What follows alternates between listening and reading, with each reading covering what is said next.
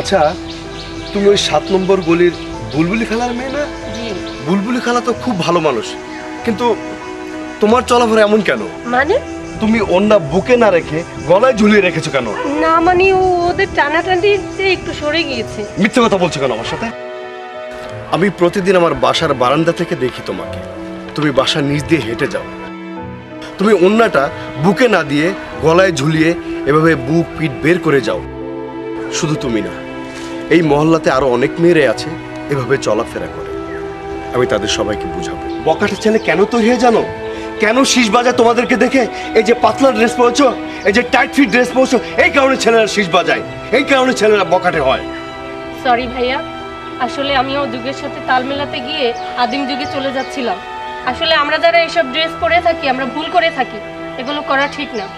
সমাজের জন্য, দেশের জন্য, মানুষের জন্য ক্ষতিকর। এই জন্যই বকাটে তৈরি হয়। I am so sorry.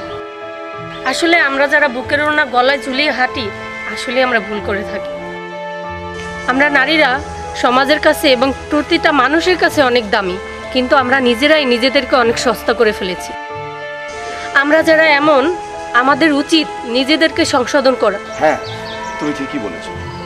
তুমি যদি কিছু না মনে করো, আমি তোমার অন্যটা ঠিক করে দিতে চাই। জি ভাইয়া। দেখো অন্য কিভাবে পড়তে হয়। হ্যাঁ, এইভাবে দিবে, এইভাবে সুন্দর করে ঢেকে দিবে, ঠিক আছে? দেখো দেখো তোমাকে কত সুন্দর লাগছে। তুমি যদি এভাবে ওড়না পরে রাস্তা দিয়ে হেঁটে যাও, কোনো পুরুষ মানুষ তোমার দিকে তাকাবে না। যদিও সে তাকায়, একটা সময় সে চোখ নিচে করে ফেলবে, কোনো বাজে দৃষ্টি সে তোমাকে দিবে। জি ভাইয়া, আপনার কথা আমার মনে থাকবে। শুধু আমি না, আমি আমার বান্ধবীদেরকেও বলবো তারা যেন ঘর থেকে শালীন পোশাক পরে বের হয়। ঠিক আছে, তুমি কোথায় যাচ্ছিলে যাও, আমি তোমাকে অনেক কথা বলে ফেলেছি, আমি সরি। না না ভাইয়া, আমি কিছু মনে করিনি। আসি ভাইয়া, আসসালামু আলাইকুম। ওয়ালাইকুম আসসালাম। প্রত্যেক পরিবারের উচিত তার মেয়েরা কোথায় যাচ্ছে, কি ড্রেস পরছে, কি চলাফেরা করছে, সব খেয়াল রাখে।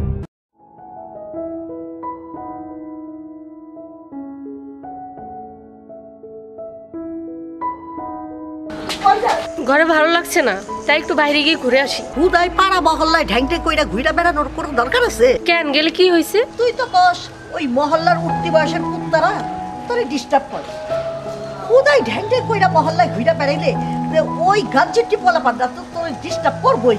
মা, তুমি না বেশি কথা বলো। আমি তাইবাদের বাসায় যাবো আর আসবো।